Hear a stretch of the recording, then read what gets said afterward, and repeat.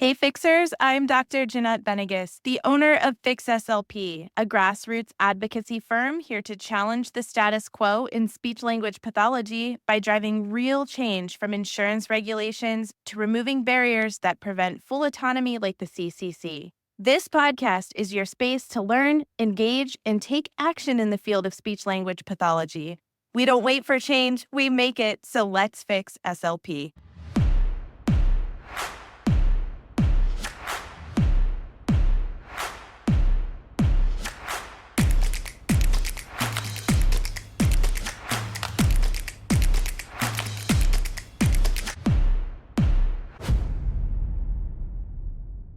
Hello, Fixers. A very pleasant good afternoon, good morning, good evening, wherever you may be. Preston Lewis joining you today, and I've got Dr. Jeanette Benegas with us. We've got a great episode coming up because, Jeanette, what happened? Last night, Tuesday, October 29th, 5:21 p.m. Please note that is after close of business. I heard from Ms. Vicky R. Deal Williams via email with a response to our petition. Great. So they are in receipt.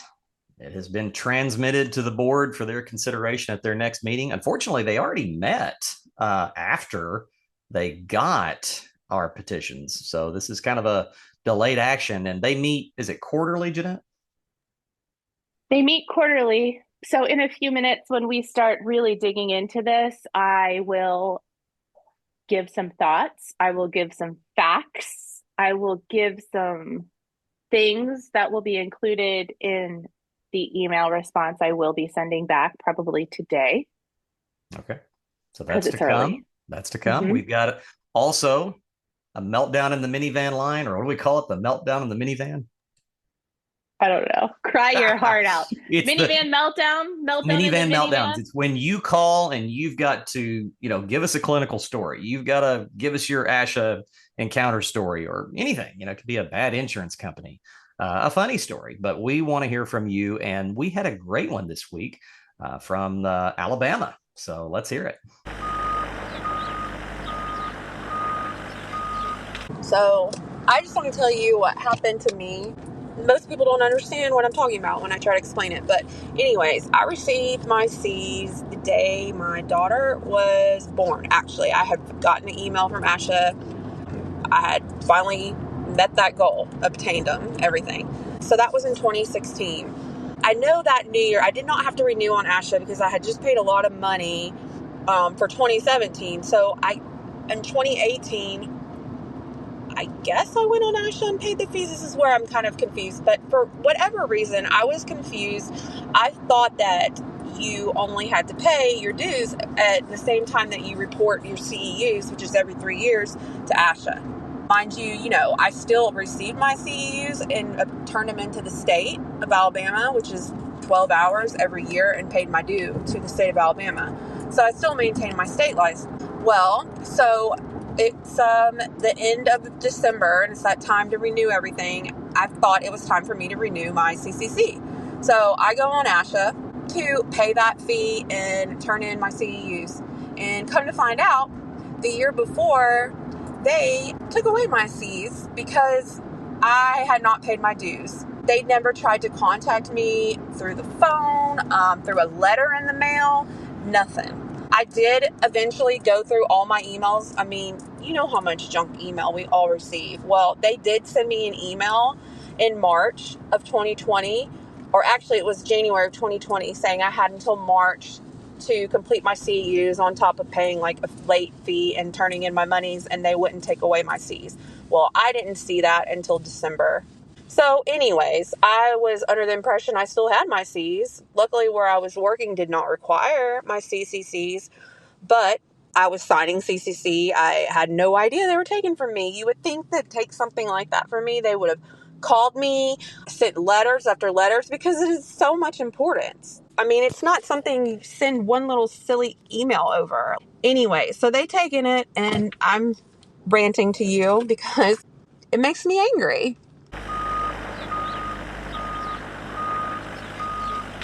Man, that sounds like our friend Zane in Arkansas. Similar, yes. And it's sometimes difficult because a lot of us just we don't live in that world where we sit there and consume all that. We're busy trying to get that job, and especially if it's around the holiday time. And misconceptions happen because sometimes in our state licensures have longer review periods or longer entry periods. So these things don't always add up. And once again, it's just very difficult when you're dealing with or an organization that seems so far removed, but yet so heavy handed. And I hate that story, but at least in her case, it wasn't like our friend Zane back in Arkansas, where he had to look at either going back and taking the praxis at an advanced age. She was able to catch up with some added cash. But just another case of I don't always kind of having a good connection there. And it was in 2020. Right. She said January, right? COVID hadn't started yet. Well, but she got her notice letter in March of 2020. Yeah. That was a big month. Yeah. It bothers me. That's why we picked this one. ASHA could be doing better there. And one of the things I tell all my fellow colleagues or fixers that contact me is, and I sound like I'm just this crazy troll under a bridge. Give me your denial letters. Give me more denial letters. But really, that's the evidence that I need often to find out if it's a regulatory thing, if it's your state license, or sometimes if it's just your private employer that wants to see that triple C card. I had somebody contact me this week, Jeanette. Kind of makes me think about this. She is somebody I used to work with in skilled nursing facilities. She's gotten into kind of the gig economy. She's a great singer. So she goes around and performs with bands, and she's kind of transitioned a good part of her working world to where she works maybe 6 hours a week as an SLP.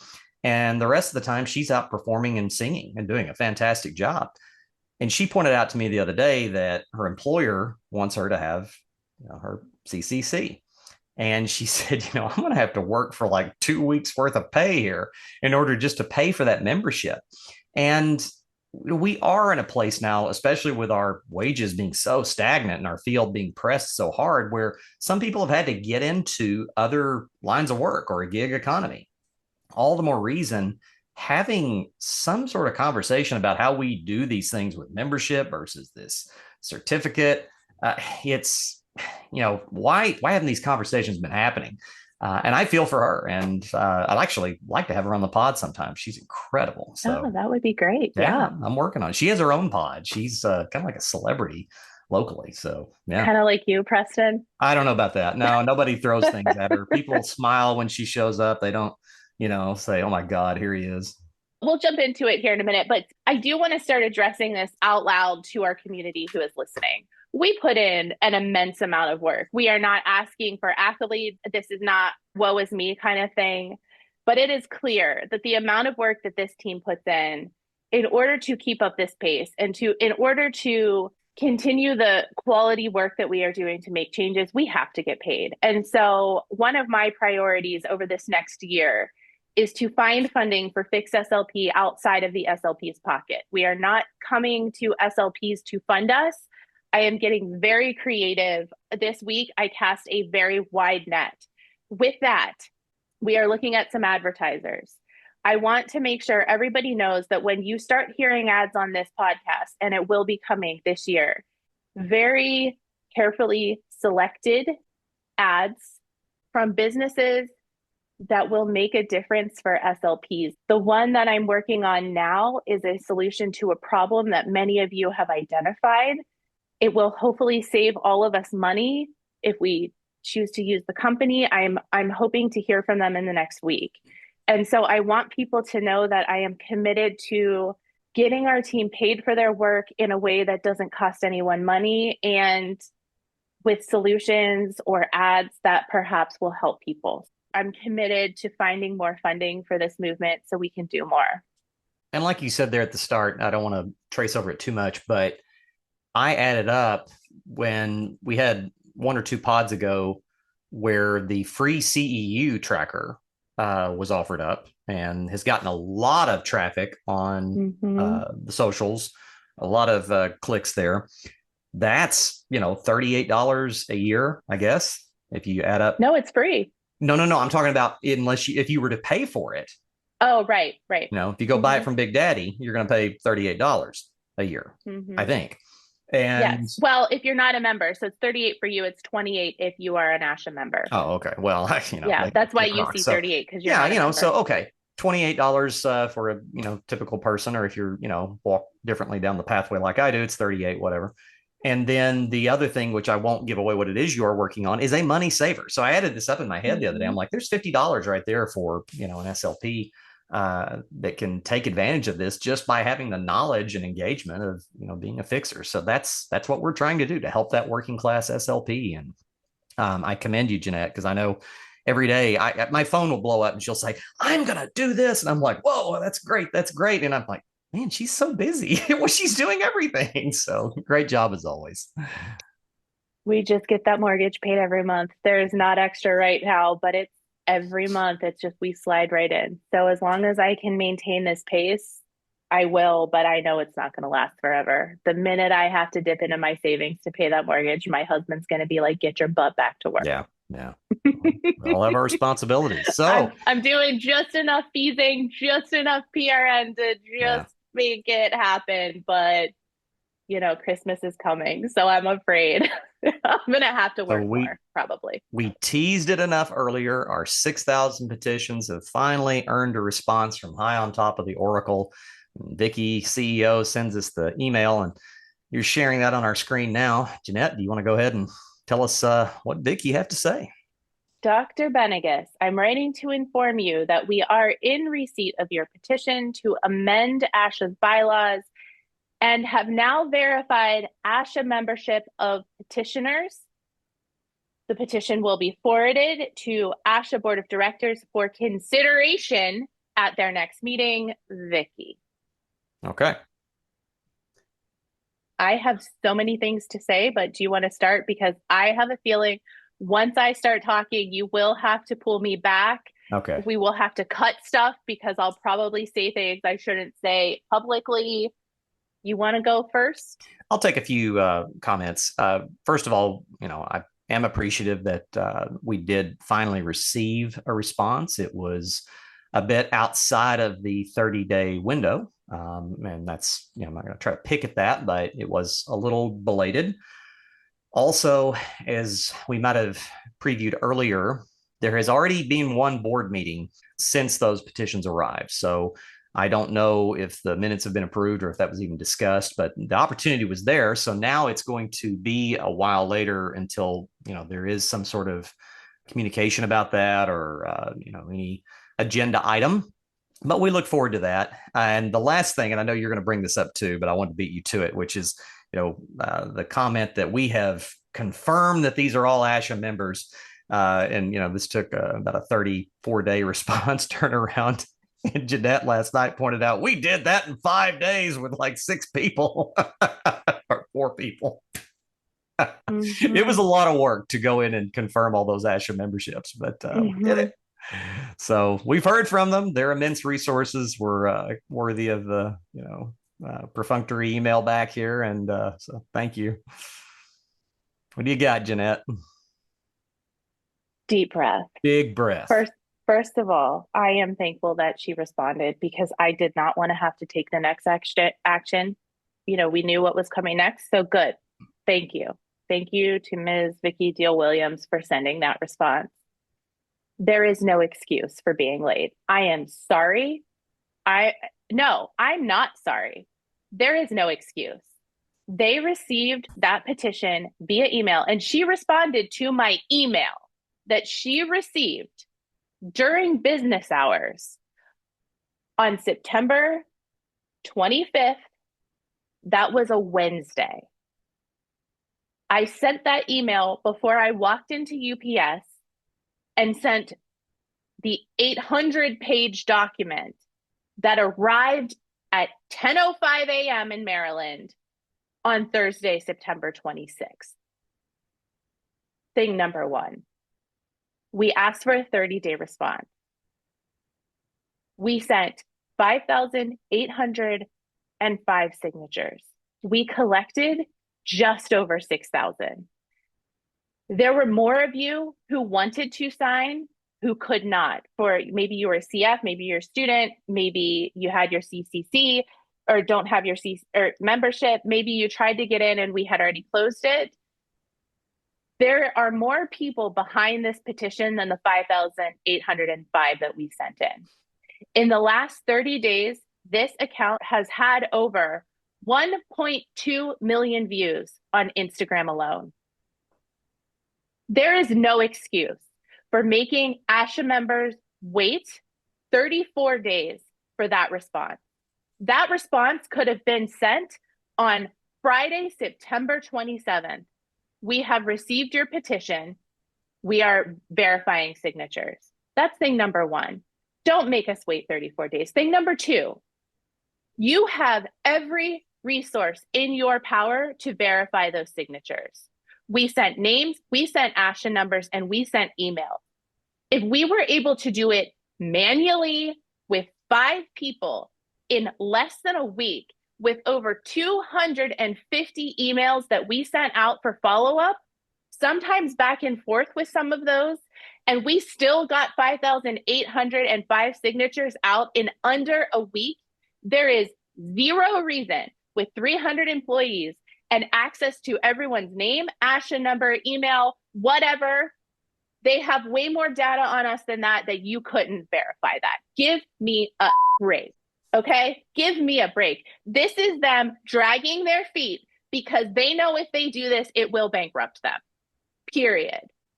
Also, I don't know if she was trying to diminish our efforts.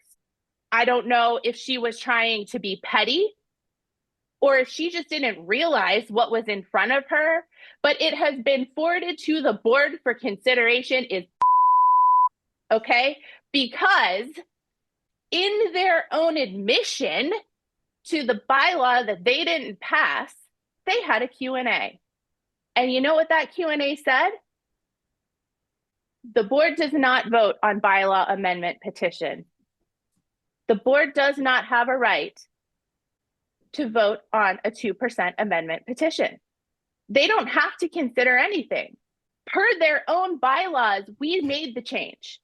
You don't send it to the board for consideration. You send it to the board for enactment. We're not idiots.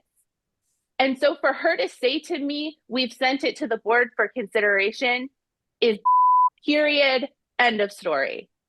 And she's not an idiot. She makes $600,000 a year. She got there because she's smart and she's savvy. Words matter here. We're speech language pathologists. Don't play me like I don't understand words. I've got a PhD. I understand words. I'm actually offended by this response. And last night we had to have the conversation. Do I put my feelings in a post? Or do I give her a break because her fingers are probably iced right now because it hurts so bad to type that response to me that she got inflamed. Her fingers broke. Her ligaments swelled up. Come on. Give us a little more respect than that. I can't argue.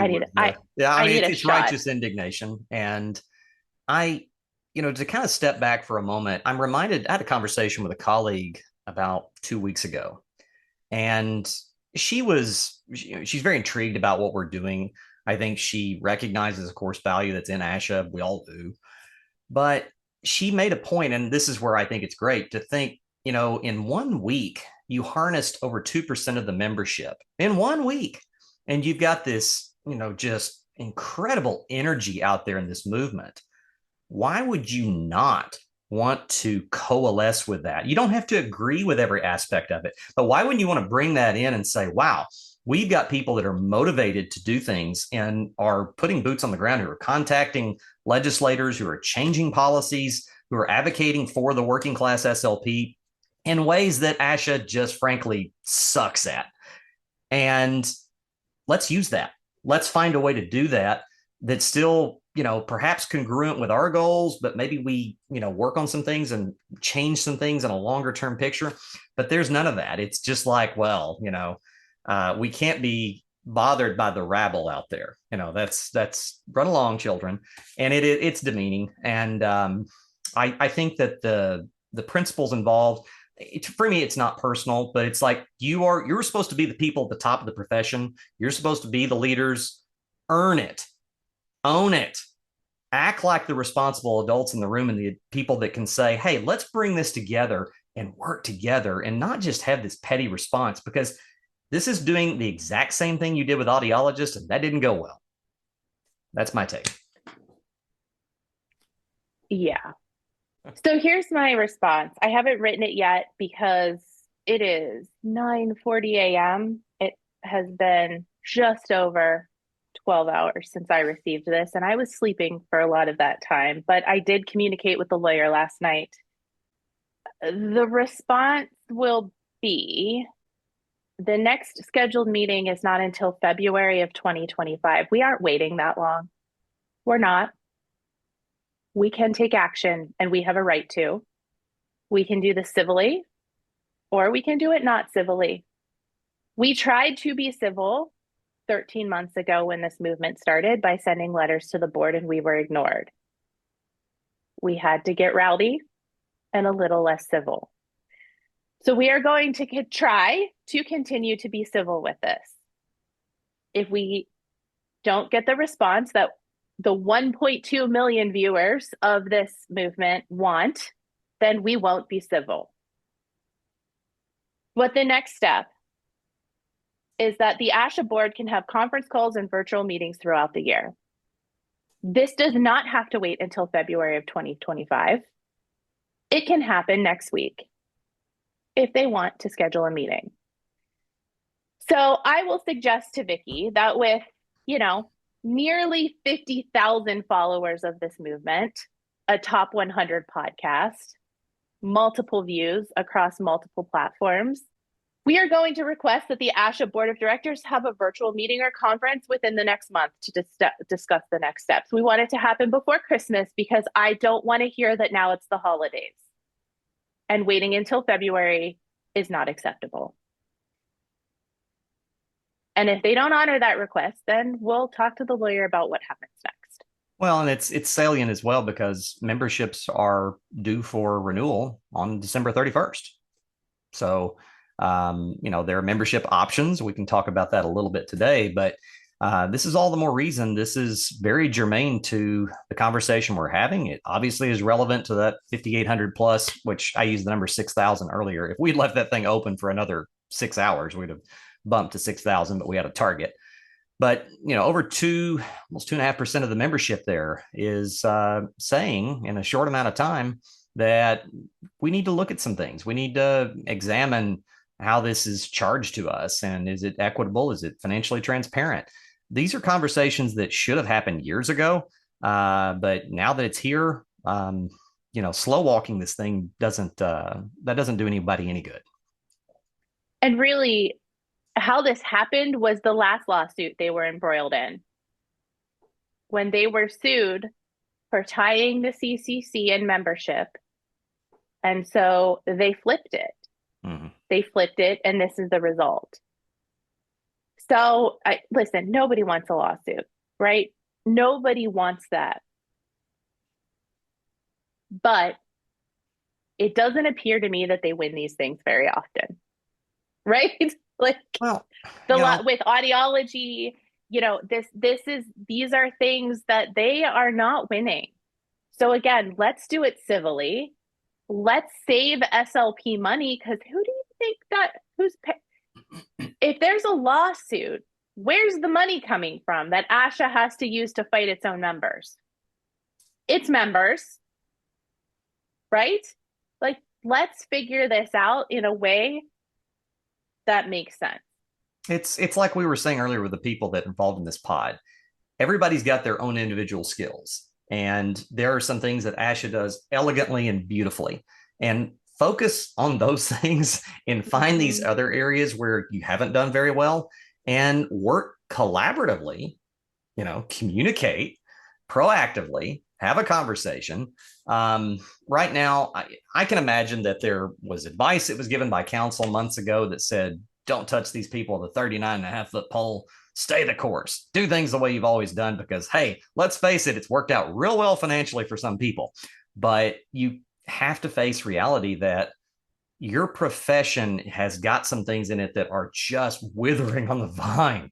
And you can either stick your head in the sand and just say, let them eat cake, or you can actually say, maybe there's a way we modernize some things and bring this movement in and change this organization to something that's even more vibrant, that can accomplish goals that it's had out there for a long time that frankly just are falling flat. Yeah. So anyway, it's nice to get a response though. To be continued. It is, yes, that is, thank you for the response. First time. The rest, you can hit rewind and listen again. Right. So, but we got a lot of things coming up. So did you want to talk any about those membership levels? It's kind of gets into the weeds about everything, but I know with those letters arriving, I got mine this week. We still have a lot of people who are new to this movement who have questions about, do I pay the $250 outright? Do I switch to only having my C's, which is like your friend Preston here does? If you do have those questions, always feel free to reach out to us. We're very busy. We try to get back with everybody, but I think Jeanette and I can kind of touch on it in a very quick fashion. Yeah. So the reason we want to do this now is we did do this a year ago, but what I shared with Preston before we started recording was that we had less than 10,000 followers across 2 platforms the last time we discussed this. And we have put out a lot of content since then. So to ask all of you to go back and find it and look is just ridiculous when we can just go over it again for our 40,000 new folks who have questions. So now is the time to decide. And maybe some of you are waiting to see how this petition plays out, because again, if ASHA does not align with your goals and values and you're seeing how they behave here and handle themselves, maybe you want to separate, or maybe you want to separate as much as possible. So interestingly, I have not received a paper renewal, but maybe I've opted out. I did consider that. So we're not going to be accusatory here, but I did receive the email. If you have done things the way they are always done, you are getting charged $250 base for the CCC and membership. That's $221 for the CCC, $29 per membership. Plus, Preston, tell us about all those check boxes that will be pre-checked, whether it is on the paper form or the email. Like if you get the email, you log into your account and then you go to pay there. They are also pre-checked online. In fact, Preston has the paper in front of him. While he's talking, I'm going to pull up mine online so we can look at that as well. And mine, it's like I said earlier, I am not a member, so I only carry the C's. I've been that way for a couple of years. So my total is going to look different than some people, but under dues and fees, $221 for me. Again, I'm not a member. And then under voluntary programs on this little funny invoice, it's $38 because it's $10 more for me if I want to do the registry. I don't. And then down at the bottom is this blank total due in dollars. They don't put the total down there, but it's sort of like they want you to do the math and then send them the added $38. Well, if you were listening a couple episodes ago, we have a free CEU tracker that is available for all you fixers out there. You can check out that pod or some of the links that we've had on the website. And then our speechtherapypd.com. There you go. Is where you need to go. Set up a free account, use the tracker for free. Boom. Brought to you by the company Speech Therapy PD. Absolutely. We just saved you $28 or $38 if you're like me. And then, of course, there's all the special interest groups of which I'm not eligible because I'm not a member. But Jeanette is pulling up some of those. And then you get into, if you want to donate to the ASHA Foundation, some great things there, I'm sure, if you feel so compelled. ASHA PAC. Yeah. Okay. If you want to send everybody up to Washington and smile and get selfies, you could do that. Sorry. Couldn't help myself there. And lots of extra little SIGs in here with $45 a whack. I don't know. Am I missing anything here? Let me ask, take a look at your invoice. Is ASHA PAC pre-checked for you? Is it even on there? It isn't. And again, I think that's because, I am no longer a member. I think they've realized this isn't fun for me. I looked into that. It was something that I was going to post about, but then I did some research. Someone makes a substantial donation, has made a substantial donation to the ASHA PAC every single year. And because of this movement, she let her CCC go. Yeah. And she went to donate to the ASHA PAC this year and could not. And there are rules and so we both looked into it together. There are rules and regulations regarding PACs, and just for tax purposes, the rules and regulations of PACs and donations. In this instance, because of the way everything is set up, you cannot donate to an ASHA PAC unless you are an ASHA member, which is why Preston does not have that option.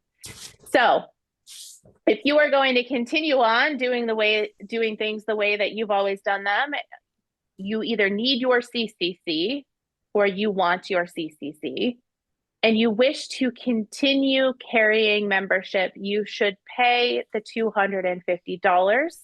Make sure you uncheck all of those extra boxes if you do not want to donate or join a SIG. That is option number one. Option number two is doing what Preston has done and discontinuing the membership portion. I have been getting a lot of questions this week alone about letting the membership go. Number one, letting the membership go used to be on the application or the renewal. I don't even like calling it the renewal, the repurchase. What you're doing right here, this is an order form. You are reordering your CCC. If you do not want to reorder membership, you have to call. They took it off the form. We don't know when. It wasn't on there last year either. You have to call. Gear up, buckle up. They've had 365 days to prepare their script, and they ain't gonna give it to you guys. They are going to talk to you about forfeiting all of these years for the lifetime membership. They are going to talk to you about losing your car discount. They are going to talk to you. Listen, if you want a car discount, I just said at the top of this episode, we can get you some discounts, okay? I will find a car company who will give you a discount. If that is important to you, give me a ring, okay? They're going to talk to you about those things. Be strong. You are a strong person. You are a strong clinician. Be strong. Just say no to drugs, okay? Just 90s style, just say no and move on with your life. So you have to call. And I think you can add membership back at any point without any big hoops. So that was number two. Yeah, if you decide you missed the leader or you want to look at some of the journals and you want back in at a later point, go right back at it. It's there, and that's a door that you can walk back into. Yes. So I have received multiple DMs and emails about what are the repercussions if I let membership go and then want to rejoin. There are none. Right now, there are none. Anyone can be a member of ASHA. You don't even have to have the CCC. So if you would like to rejoin at a later time, you give them a call, have that added right back on, bada bing, bada boom, done. So those are the two big categories we are looking at. Pay the invoice, repurchase that CCC and membership, or call and get the membership removed. It will save you $29. If you let your membership go last year, please recheck your invoice. We are getting messages, emails that I let my membership go last year. They added it back on and they want another $250. It could be a mistake. We'll give them the benefit of the doubt. It's a mistake. Next year, it's not going to be a mistake, right? Get this fixed. So for now, check and make sure. Those are the two big ones. And I'll jump in. For those who make that phone call, if you decide to drop your membership but keep your Cs, I would suggest while you're on the phone with them, and I have a belated phone call coming up with them, that ask to get a letter confirming that you've had your Cs, because that has come up in my home state where in some cases, some regulatory bodies just want to know that we attained our certificate of competence or clinical competence at one time. And that's a letter they can send you. And I would ask for that, because you may decide 9 months later, you may decide 5 years later that you don't want to keep purchasing the Girl Scout badge and you're ready to move on, but you may move to a new state. They're going to want evidence that you attained, your clinical practicum or, your internship hours, and you had a passing praxis score. Achieving the CCC proves that. So all the more reason, since this thing is so baked into the collective consciousness, get that letter now stating that you have it or have had it, from ASHA. I think the more people that ask for those letters, I think that also sends a very salient and clarion message to ASHA. Mm-hmm. It's called a verification letter. So Yeah. not a bad piece of advice. So then here's choice number 3. You don't want to do this anymore. You're not playing this game. If you live in Arkansas, if you live in North Carolina, if you live in Michigan, you didn't even have this choice last year if you worked somewhere that was billing Medicaid. Now you do. So we've got 3 states now out of the maybe 12 that we started with that now have autonomy and choice. Other than the employer, you're going to have to work on that. Hopefully by this time next year, we'll have opened this up even more. But maybe take this invoice to your employer and say, hey, you see this invoice here for this repurchase.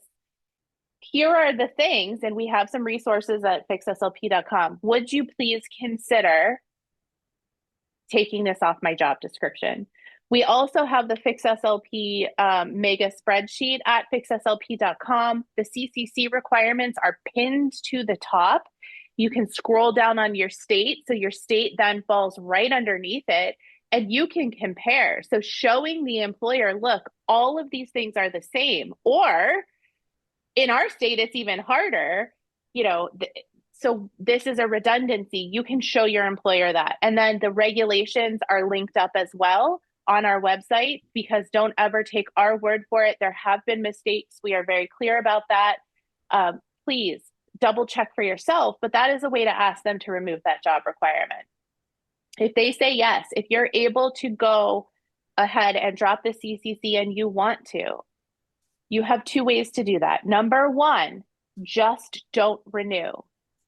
I can tell you that people who did that last year were still getting letters in September of this year for the opportunity to renew.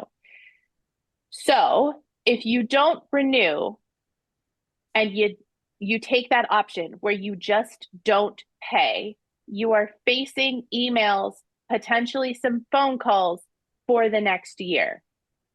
If you don't want that, then your other option is to formally resign from the CCC. And you know what? I told Preston, we'll get this linked up. I'm working from home today. I've got a lot of fixie stuff to do, but I will try hard today to get this up on our website. It is called this, excuse me, it is called the Certificate of Clinical Competence Resigned Affidavit. This has been the form since 2018. Last year, we saw a lot of confusion with this. So I'm looking at it now. You fill it out at the top, you check the boxes that you want, and then you sign at the bottom. I want to point out number 1 that says at the bottom, it says, I am not practicing clinically where an active CCC is required.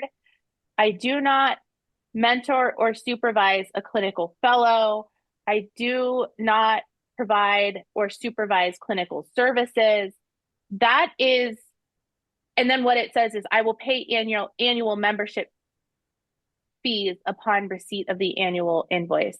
That is very confusing. What you need to do is look at the bolded header above it that says individuals choosing to continue as or become a member without certification must read and agree to the following statements. Membership without certification is another membership option that people can choose. But if you are listening to this podcast, the likelihood that that option is open to you is very low. That option is for people who want to belong to ASHA, but who do not practice clinically. So it is meant for maybe our research scientists who work in an academic setting, who work in a CSD department, but have never been an SLP. And they want to be a member of ASHA, they want to support, they believe in what ASHA is doing, but they have zero reason to hold the CCC. That is for them. That is not for you as a state licensed practicing clinician.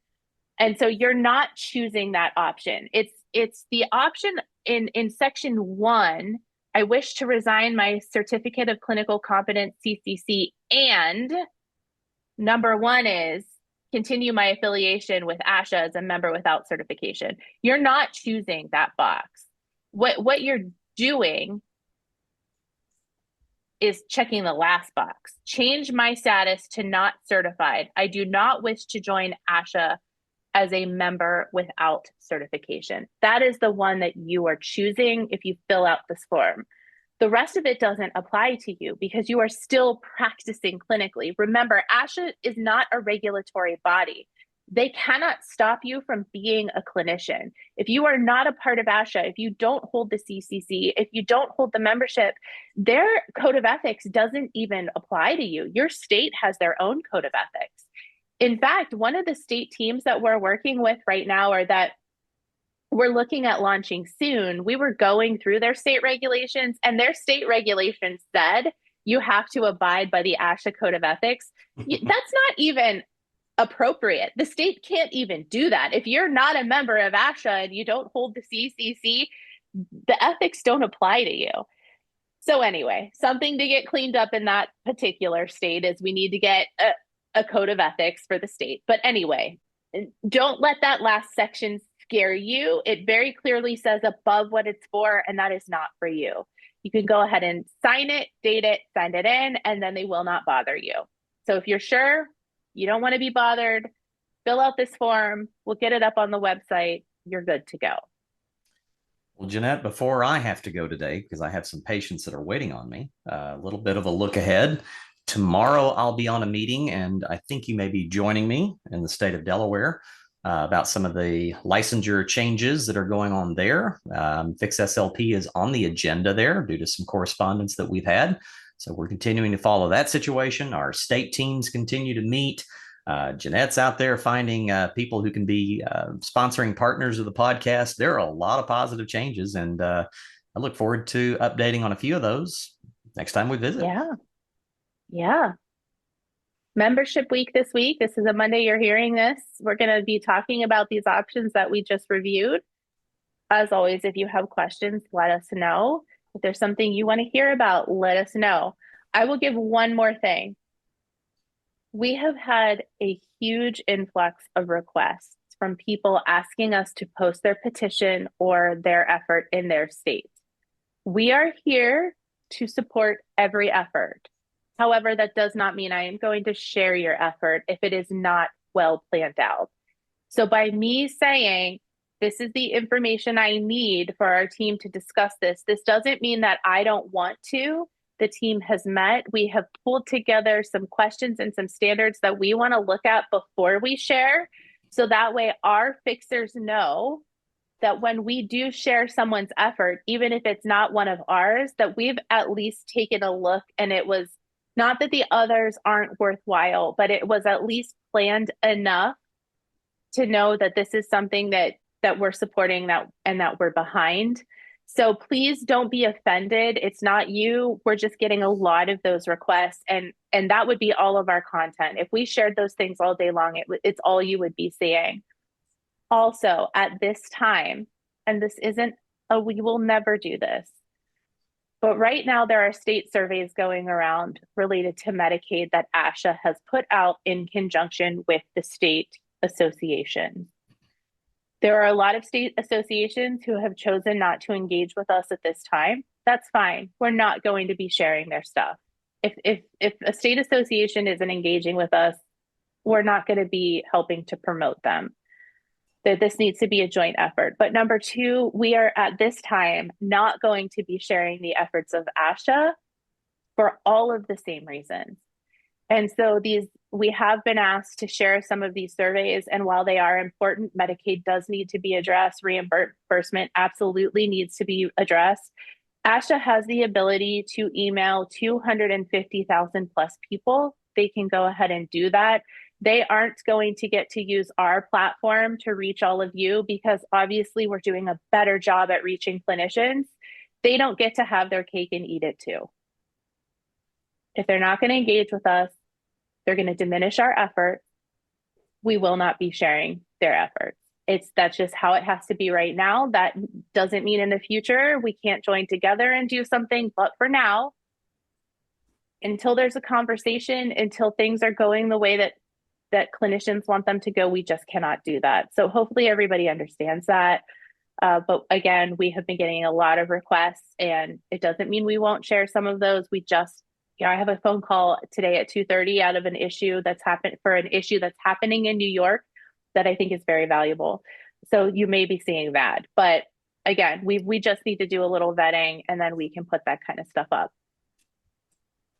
Anything else, Preston? No, I'm excited about everything, and it's just I think when I hear from clinicians that I haven't heard from in a while, it heartens me to see people that are just learning about this still, and that's happening every week, where people learn about Sure is. what this is. Wow, I've got choices, and I think it's just part of kind of engaging with our profession a bit more for some people who've just kind of been going through the motions for years, and we need that engagement because our salaries are stuck where they are. The productivity continues to rise. And if we don't start asking those questions, then we're going to expect the same results. So keep it coming. We love hearing from you. It's hard. Jeanette will get a huge inbox of emails and feel overwhelmed. One of these days, I'm going to wrestle a few of those away from her.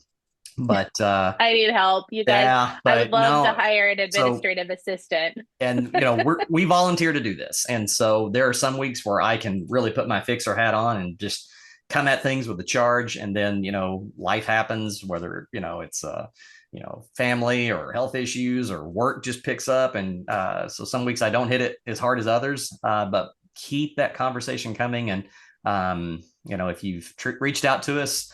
Have a little patience. Sometimes it takes us a while, but we are earnestly trying as volunteers to bring you change that matters for the working class clinician. Yeah. Well said. Okay, so with that, our Fix SLP train is still speeding down the track. Can't wait to see where we're at next week. Have a good week, everybody. Thanks for fixing it.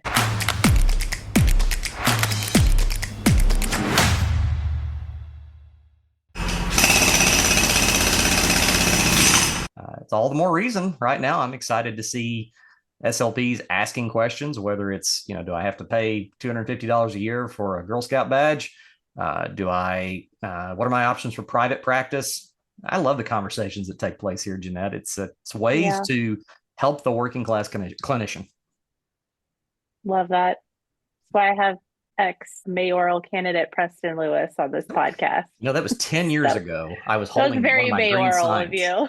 10 years ago, and then got smashed in that election. 1-1.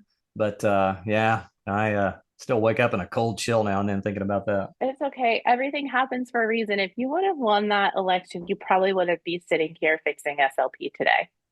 Let's just reframe that. And I noticed when I sat down here today, this is great. I have the safety speech for her jet and welcoming the passengers aboard, showing where the exits are. This is great. I love this. So oxygen mask may deploy, and make sure you secure your own before helping others. This is the convergence of worlds here. Does the fingers? Does she have a flight attendant who does the fingers and points to the thing? And if she doesn't, would she like to hire me on a 1099? Because that is what I do behind the scenes at Fix SLP. I've got 2 fingers up at all times, pointing forward, pointing back, pointing diagonal, up, down. Sometimes I do a spin and a jump.